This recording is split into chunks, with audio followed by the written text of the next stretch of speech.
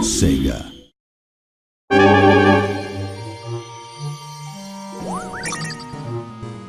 Castle of Illusion, one of the best-selling Genesis games of all time. It's the perfect game for us to develop with Disney. It's such a classic. People love Castle of Illusion. They've got such fond memories of it. Really passionate about the game and the experience that I had when I was young, and to try and offer that to the new generation and people that have experienced it before is, it's just a great feeling, really.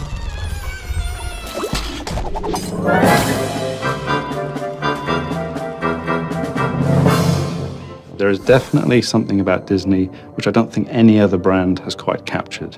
It's Disney. It's a descriptive word in itself. Disney's renowned for its characters, for its visuals, for its animation, for its music. Everything that Disney touches has an air of magic to it, and they try to, as a company, try and encompass that in all their products. It doesn't matter if you're a core gamer, family gamer, whatever the gamer, you need to capture that sense of enjoyment, passion.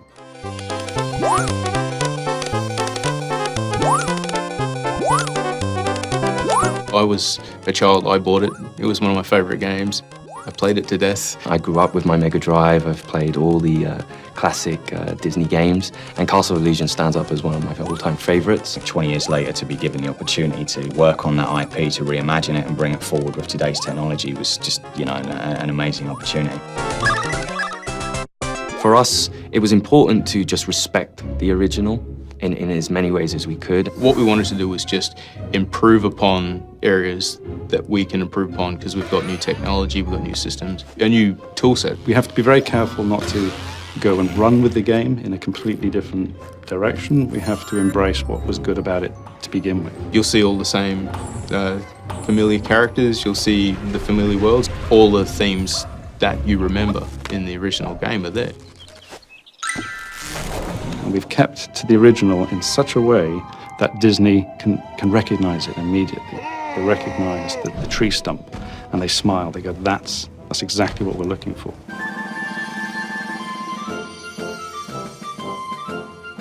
I think I employ 35 people that love Mickey.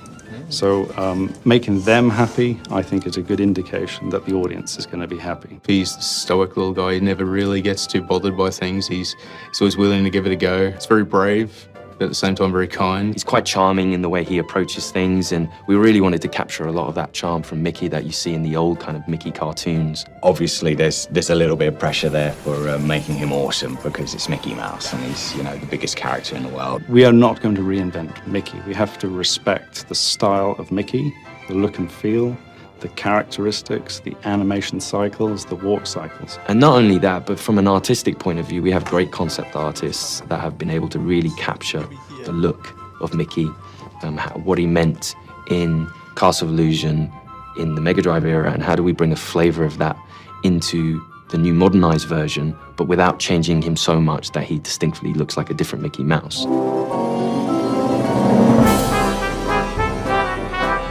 The world itself is it's enchanting, it's rich and full. I think one thing that I always sort of think about Disney is that a word or a spell, something's going to come to life. Just off to the corner, something could just pop to life and come at you. The library is the first level where I've got a Disney moment. I'm jumping on the books. There's a puff of smoke, the dust. The books fall beneath my feet. And there's an enemy, and there's an A. It's a letter A, and it's attacking me. I don't know many games where a letter can actually scare a grown man. You just never know what's going to happen around the next corner. I think that's something that really keeps you engaged as a player.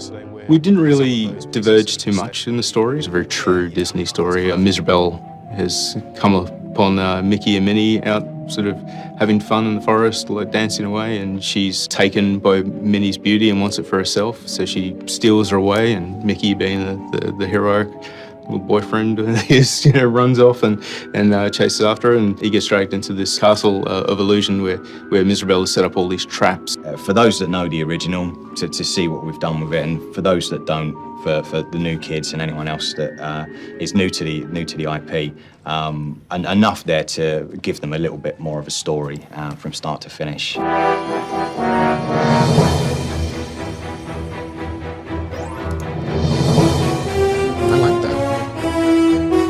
That's pretty cool. think for almost 100 years now, Disney have been pioneering so many things with animation and audio, and the key for me was synchronizing them together.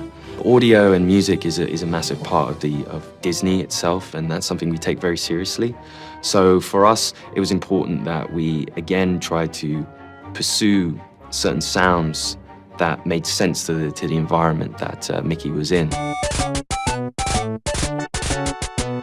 When making a new modern Castle of Illusion, we're able to use the old Castle of Illusion as liberal as we need to. And it's actually been quite nice to take the entire original 16-bit track and use them in the modern version as well. But sometimes by retaining that low fidelity, that's part of its charm, of its style. So I do think it's important to retain that. Although we have cleaned it up a little bit, it still retains that original character. Hey, I need that to save Minnie! Come back! We have had the opportunity to allow Mickey to speak. You know, this was something that we felt passionately about, having him interact in the story. There you are! Hey, come down here! From a sound perspective, we've been able to help it into the 21st century by, I think, primarily we're able to do a lot more with the sound effects, the mixing, the environmental effects. I mean, these are all things that we come to expect without realizing it. So we're able to go further with interactive music, and we can have more dynamic things going along with the sound effects and the voice as well. Castle of Illusion, you know, is built from the ground up. You know, from every point, from animations to music to environment to gameplay, everything is built from the ground up. And that's a really nice, exciting way of taking something that everyone holds dear to them and kind of improving that for the new generation. I think they'll love it. I mean, we love it.